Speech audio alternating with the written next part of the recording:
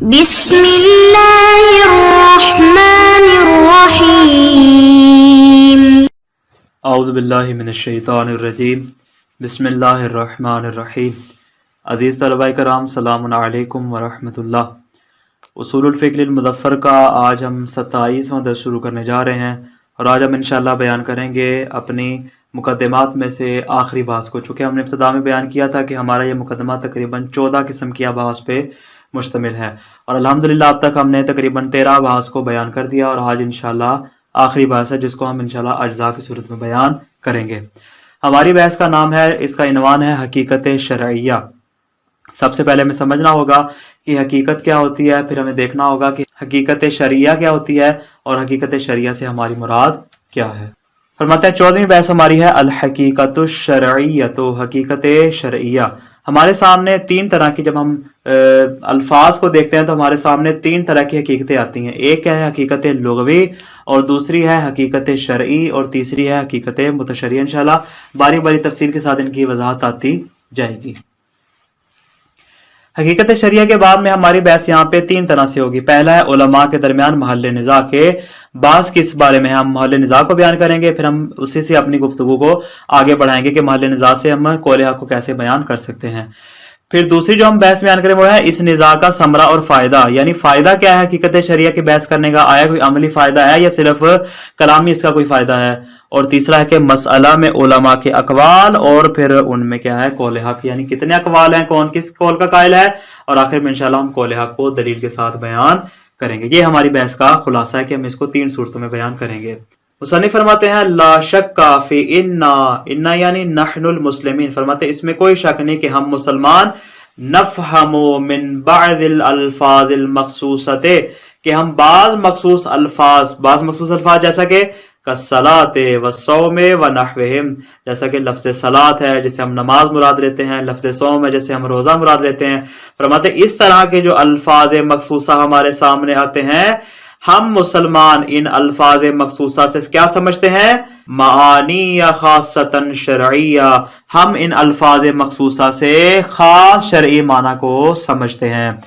وَنَجْزِمُ، اور ہمیں اس بات کا یقین ہوتا ہے، کس بات کا، بِأَنَّ هَذِهِ الْمَعَانِي حَادِثَةٌ، یہ معانی حادثہ ہیں، یہ معانی قدیم نہیں ہے بلکہ یہ بعد میں پیدا ہوئے، کہ لم یکن یعرفها اہل اللغت العربیت قبل الاسلام، اسلام آنے سے پہلے عرب والے اس کو سمجھتے اور جانتے نہیں تھے، یعنی یہ ایسے الفاظ تھے کہ جو ان معانی میں استعمال نہیں ہوتے تھے جن معانی میں ہم آج کل ان کو استعمال کر رہے ہیں، یہ معانی حادثہ ہیں۔ وَإِنَّمَا نُقِلَتْ تِلْكَ الْأَلْفَاظُ، الفاظ یہاں پہ تھے لیکن فرماتے ہیں کہ یہ الفاظ اب منقول ہو چکے ہیں، کہاں سے، من معانیها اللغویۃ الی هذه المعانی الشرعیہ، یعنی جو ان کا معنی لغوی تھا، جن معنی کے لیے ان کو وضع کیا گیا تھا، ان معانی کو چھوڑ کے اب یہ الفاظ معانی شرعیہ میں استعمال ہوتے ہیں۔ ھذا لا شک فیہ، فرماتے ہیں یہاں تک تو کسی کو کوئی اختلاف بھی نہیں، کسی کو کسی قسم کی شک و تردید بھی نہیں، یعنی جو الفاظ ہم استعمال کرتے ہیں وہ اپنے معنی لغوی میں ظہور نہیں رکھتے بلکہ اپنے معنی شرعی میں ظہور رکھتے ہیں، لیکن کب، اسلام کے آنے کے بعد۔ وَلَكِنَّ الشَّكَّ، فرماتے ہیں شک کہاں پہ ہے، فرماتے ہیں شک کی صورت میں ہے کہ واقع عند الباحثین، کہ جس کی وجہ سے اصولیوں کے درمیان گفتگو چلی ہے، کلام چلا ہے، بحث چلی ہے، وہ کس بارے میں ہے، فی ان ھذا النقل وقع فی عصر الشارع المقدس، آیا یہ جو نقل ہوئی ہے یعنی معنی لغوی سے، یعنی یہاں پہ میں اگر آسان فہم بیان کرنا چاہوں تو ہم کہیں گے حقیقت لغویہ سے حقیقت شرعیہ میں جو انتقال ہوا ہے، یعنی لفظ کا معنی لغوی میں جو ظہور ہوگا اس کو ہم حقیقت لغوی کا نام دیں گے، اور جو اس کا ظہور ہوگا اسلامی اور شرعی معنی میں، فرماتے اس کو ہم حقیقت شرعیہ کا نام دیں گے۔ فرماتے اختلاف اس بارے میں ہے کہ یہ والی جو نقل ہوئی ہے، یہ والی جو ہجرت ہوئی ہے، واقع فی عصر الشارع المقدس، آیا شارع مقدس کے اپنے زمانے میں ہوئی ہے، کہ علی نحو الوضع التعیینی او التعین، اس کا ہم انشاءاللہ تفصیل سے بیان کریں گے، یا تو وضع تعیینی کی صورت میں یا وضع تعینی کی صورت میں، فتثبت الحقیقت الشرعیہ، اگر تو یہ شارع مقدس کے زمانے میں یہ ہمارے لیے نقل ثابت ہو جائے تو ہم اس کو حقیقت شریعہ کا نام دیں کہ چونکہ شارع نے احکام دیا اور شارع کے زمانے میں یہ کام ہوا چاہے وضع تعین یا تعینی کی صورت میں، تو فرماتے ہیں حقیقت شریعہ ہمارے لیے ثابت ہو جائے گی۔ او انہ وقع فی عصر بعدہ علی لسان اتباعہ المتشرعہ، فرماتے ہیں جو متشرعین ہیں ان کی زبان سے ایسا واقع ہوا ہے۔ فلا تثبت الحقیقت الشرعیہ، یعنی شارع کے زمانے میں نہیں، شارع کے بعد والے زمانے میں اگر یہ کام ہوا ہو تو فرماتے پھر حقیقت شریعہ ثابت نہیں ہوگی، پھر کیا ہوگا؟ بل الحقیقت المتشرعیہ، بلکہ وہاں پہ حقیقت متشرعیہ ثابت ہوگی۔ یعنی ہمارے پاس تین طرح کی حقیقت ہے: لفظ کو معنی لغوی میں استعمال کرنا حقیقت لغویہ، لفظ کو معانی شرعی میں اگر وہ شارع کے زمانے میں استعمال ہوا ہو تو گویا کہ حقیقت شرعی ہوگا، اگر شارع کے زمانے کے بعد ہوا ہو تو وہ حقیقت متشرعہ ہوگا۔ محل بحث میں ہمارے سامنے کچھ نکات آتے ہیں، کون کون سے؟ ایک ہے مخصوص الفاظ سے خاص معنی شرعی میں، جس طرح ہم نے گزشتہ بیان کیا، سب کا اتفاق ہے کہ صلاۃ سے نماز مراد لیتے ہیں، صوم سے روزہ مراد لیتے ہیں۔ یہ تمام الفاظ جدید معنی رکھتے ہیں، قبل اسلام ان کا کوئی وجود نہیں تھا، جب تک اسلام نہیں تھا صلاۃ سے کبھی نماز کا معنی مراد نہیں لیا جاتا تھا۔ اختلاف ہمارے اس بارے میں ہے کہ آیا یہ شارع کے زمانے میں منتقل ہوئے ہیں یا بعد میں؟ شارع کے زمانے میں ہو تو حقیقت ہے، اگر بعد میں ہو تو مجاز ہوگا۔ ہم نے کہا تھا کہ ہم پہلے محل بحث کو بیان کریں گے، پھر ہم بیان کریں گے کہ ہماری بحث کا فائدہ کیا ہے۔ اب یہاں سے اس فائدے کو بیان کر رہے ہیں کہ ہماری اس بحث کا فائدہ کس صورت میں ظاہر ہوگا۔ فرماتے بحث کا فائدہ اس صورت میں ظاہر ہوگا جب شارع ہمیں حکم دے صلی عند رؤیت الہلال، کہ جیسے ہی چاند دیکھو تو صلاۃ پڑھو۔ اب یہ جو صلی لفظ ہے، لفظ صلی، اب اس کے بارے میں ہمیں شک ہوگا۔ اگر تو ہم اس صلی کی حقیقت شریعہ کے قائل ہو جائیں تو نتیجہ کیا ہوگا کہ گویا کہ شارع ہمیں یہ حکم دے رہا ہے کہ جیسے ہی چاند دیکھو تو تمہارے لیے نماز پڑھنے کا حکم۔ کیوں؟ اس لیے کہ لفظ صلاۃ حقیقت شریعہ، یعنی جب اسلام آیا تو صلاۃ سے مراد نماز ہوتی تھی اور کوئی معنی نہیں ہوتا تھا، تو مطلب یہ ہوگا کہ چاند دیکھ کر نماز پڑھنے کا حکم موجود ہے۔ لیکن اگر ہم حقیقت شریعہ کے قائل نہ ہوں گے تو پھر اس صورت میں کیا ہوگا؟ اس صورت میں پھر یہ اس معنی میں ظہور نہیں رکھیں گے۔ وَعَلَى کا مطلب کیا؟ یعنی اگر ہم حقیقت شرعیہ کے قائل نہ ہوئے تو تحمل علی المعانی اللغویہ، تو اس صورت میں فرماتے ہیں ہمارے سامنے دو صورتیں آ جائیں گی۔ کون کون سی؟ اس کو معنی لغوی یعنی دعا پہ حمل کیا جائے گا، چونکہ لفظ صلاۃ کا لغوی معنی تو دعا کرنا ہی ہے، جو کہ اسلام سے پہلے اس کا یہی معنی تھا جس کے لیے اس کو واضح کیا گیا تھا۔ یعنی پھر اس صورت میں کیا ہو جائے گا؟ حکم یہ ہو جائے گا کہ شارع ہمیں یہ کہہ رہا ہے صلی عند رؤیت الہلال سے مراد کیا ہے؟ جیسے ہی چاند دیکھو تو دعا کرو، تو دعا کرنے کا حکم یہاں پر آ جائے گا۔ یہ آ جائے گی پہلی صورت۔ اور دوسری صورت ہمارے سامنے کیا آ جائے گی کہ توقف کیا جائے گا۔ توقف کیا؟ یعنی نہ اس کو معنی لغوی پہ حمل کیا جائے گا اور نہ اس کو معنی شرعی پر حمل کیا جائے گا۔ عبارت کی جانب دیکھیے گا، وَعَلَى الثَّانِي تُحْمَلُ عَلَى الْمَعَانِ اللُّغْوِيَّةِ، فرماتے دوسری صورت میں کیا؟ یعنی اگر ہم اس بات کے قائل ہو جائے کہ حقیقت شریعہ ثابت نہیں ہے تو فرماتے ہیں کہ دو صورتیں ہمارے پاس۔ نمبر ایک، تحمل علی المعانی اللغویہ، لفظ کو اس کے معنی لغوی پر حمل کریں، او یتوقف فیہا، یا ہم کیا کریں؟ توقف کے قائل ہو جائیں۔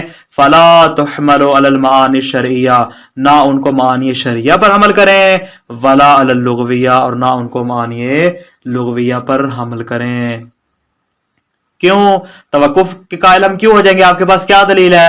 فرماتے ہیں بناءً، فرماتے ہیں ہمارا اپنا نظریہ نہیں ہے، جو افراد توقف کے قائل ہم ان کی بات کر رہے ہیں۔ بناءً علی رأی من یذهب، فرماتے ہیں ان لوگوں کے نظریے پہ ہم نے اعتبار کیا ہے جو اس بات کے قائل ہوئے ہیں۔ کس بات کے؟ الى التوقف فيما اذا دار الامر بین المعنى الحقیقی و بین المجاز المشہور، کہ جب امر دائر ہو جائے معنی حقیقی اور مجاز مشہور کے درمیان تو علماء توقف کے قائل ہیں۔ اب انشاءاللہ بیان کریں گے مجاز مشہور کیا ہوتا ہے۔ جب امر دائر ہو جائے معنی حقیقی اور مجاز مشہور کے درمیان تو فرماتے اس صورت میں نہ ہم اس سے معنی حقیقی کو سمجھیں گے اور نہ ہم اس سے مجاز مشہور کو سمجھیں گے۔ اذ من المعلوم، فرماتے ہیں کیوں توقف کیوں کریں گے؟ فرماتے ہیں ہمیں معلوم ہے کہ انہو اذا لم تثبت الحقیقت الشرعیہ، جب حقیقت شریعہ ہمارے نزدیک ثابت نہیں ہوگی، یہ جو دو صورتیں ہم نے بنائی ہیں تبھی تو ہم نے بنائی ہیں جب ہم نے کہا کہ حقیقت شریعہ ثابت ہے ہی نہیں۔ جب حقیقت شریعہ ثابت نہیں ہے تو فرماتے ہیں ہمیں معلوم ہے کہ یہ والے جو معانی ہیں فہذہ المعانی المستحدثہ تکون علی الاقل مجازن مشہورا فی لسان النبی صلی اللہ علیہ وآلہ.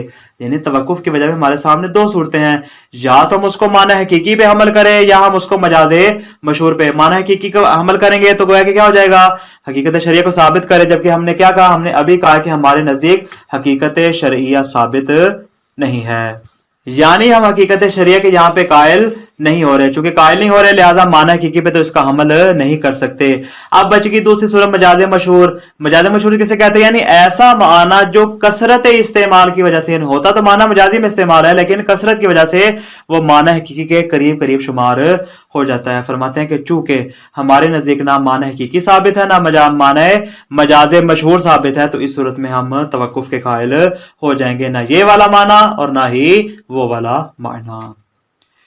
والتحقیق فی المسئلہ. فرماتے ہیں کہ یہاں سے مرحوم مظفر اپنا قول حق بیان کریں، یعنی ہم جہاں تک ہم نے محل نزاع کو بھی واضح کر دیا کہ ہماری بحث کس بارے میں ہوگی. ہماری بحث ہوگی حقیقت شرعیہ، نہ حقیقت متشرعہ کے بارے میں نہ حقیقت لغویہ کے بارے میں، ہماری بحث ہوگی حقیقت شرعیہ کے بارے میں.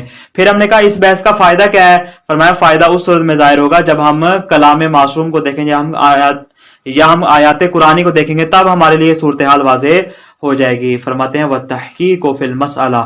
اس مسئلے میں قول حق یہ ہے، یعنی مسئلے سے مراد یعنی حقیقت شرعیہ.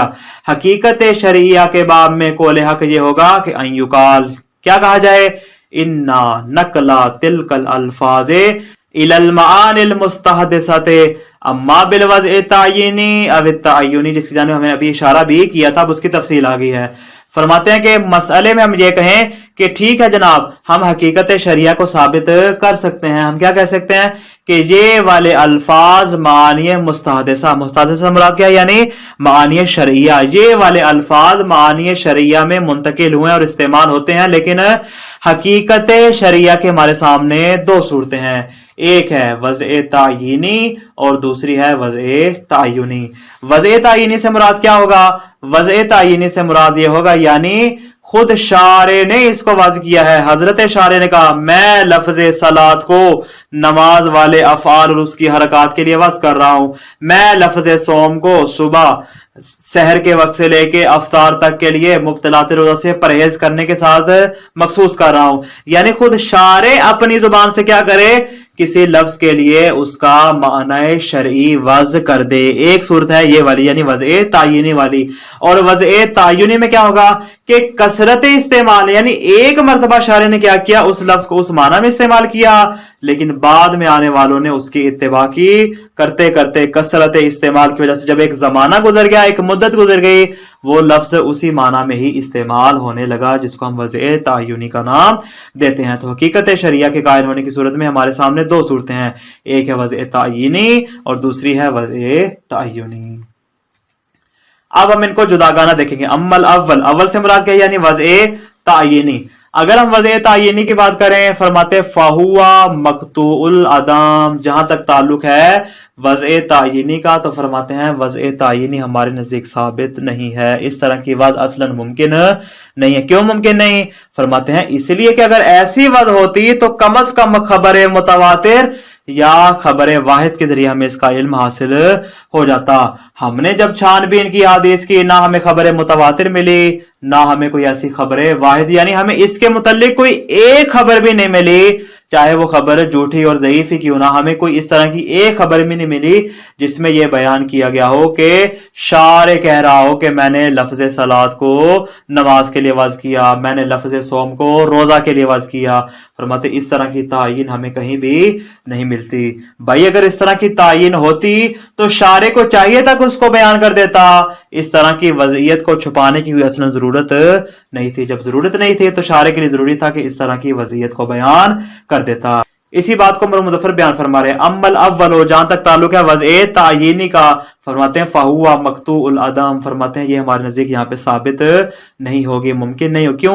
لِأَنَّهُ لَوْ كَانَ یعنی کیا مطلب؟